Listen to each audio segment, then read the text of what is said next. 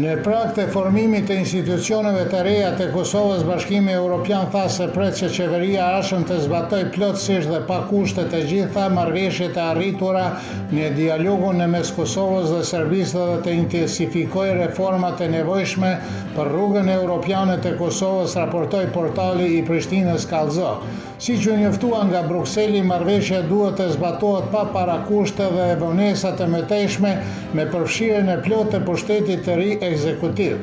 Zyra e Bashkimit Evropian në Kosovë theksoi se normalizimi i marrëdhënieve dhe zbatimi të gjitha marrëveshjeve mbetet e vetmja mënyrë për përparimin e të dyja palëve drejt Bashkimit Evropian.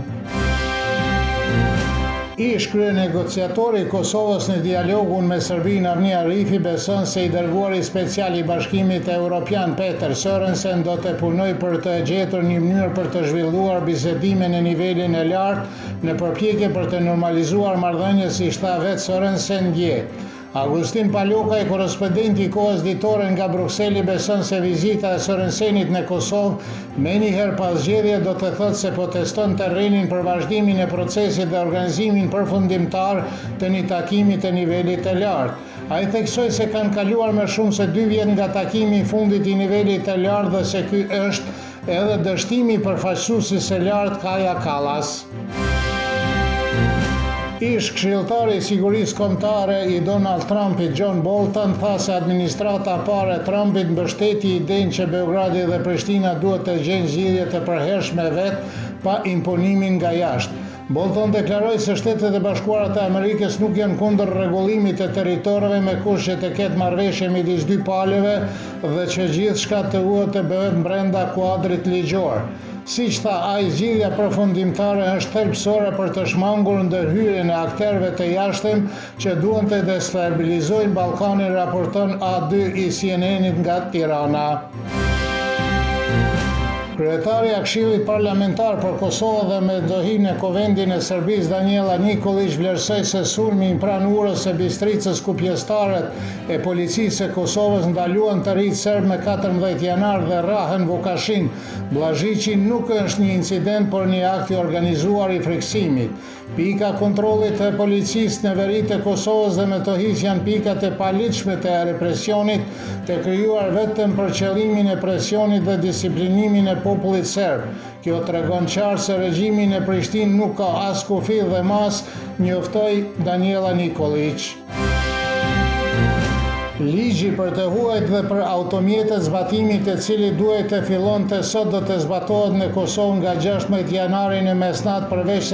se Ministria e Punëve të Brendshme e Kosovës merr një vendim tjetër, tha zëvendësdrejtori i policisë së Kosovës për rajonin e Veriut Veton Elshani. Lista serbe u kërkoi autoritetëve të Kosovës të ndalojnë zbatimin e rregullorave të reja dhe të gjejnë një model të përshtatshëm në përputhje me nevojat e qytetarëve. Në analizën e Kosova Online, analistët theksuan se me zbatimin e këtyre dy ligjeve, vetëm komuniteti serb do të jetë nën sulm dhe se rregullat e reja nuk kanë të bëjë fare me vendimin e rendit, por përkundërazi paraqesin një mekanizëm për të ushtruar presion mbi serbët.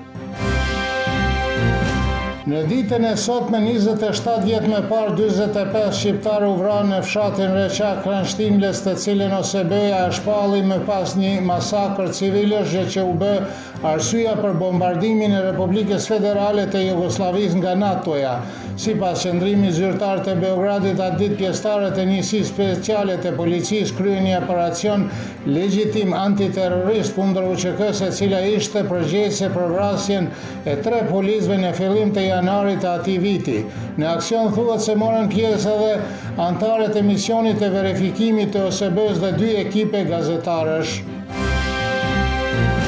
Avokati Dragan Pashish thotë se gjykimi për rastin e Reçakut bazuar në aktakuzën e zyrës së prokurorit special të Kosovës nuk do të zbulojë asgjë të re dhe beson se ekziston mundësia e dënimeve, por se ato nuk mund të mbijetojnë në rendin juridik ndërkombëtar. Amer Alia nga Fondi për të Drejtën Humanitare thotë se aktakuza ende nuk është publikuar për publikun dhe se duhet të publikohet kur do të dihet saktësisht se kush janë të akuzuarit dhe në bazë të cila provave.